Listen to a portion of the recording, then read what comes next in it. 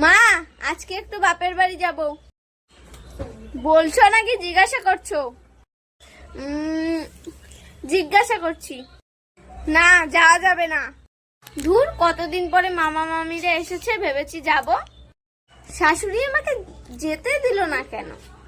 ও বুঝেছি, আমি গেলে রান্না বান্না কে করে দেবে। ঠিক আছে। শুনছো, তুমি গিয়ে 3 কেজি খাসির মাংস, 5 কেজি ইলিশ মাছ আর পনির নিয়ে এসো 2 কেজি, আর তার সাথে অনেকগুলো বাজার নিয়ে এসো। আচ্ছা, সবই ঠিক আছে, কিন্তু এত সব বাজার দিয়ে তুমি কি করবে? তো সব জানতে হবে না, যা বলেছি তাই করো। বাবা আচ্ছা ঠিক আছে, আমি কিচ্ছু বলবো না। মানে এত সব সবজি দিয়ে কি করবে? কেন মা, আপনি তো বললেন যে বাপের বাড়ি যাওয়া যাবে না, তার জন্য আমি বাপের বাড়ির সবাইকে আসতে বলেছি, তাই ওকে বাজার করতে পাঠাচ্ছি। না, তুমি যাও, ওদের আসতে হবে না। ঠিক আছে, আমি গিয়ে রেডি হই।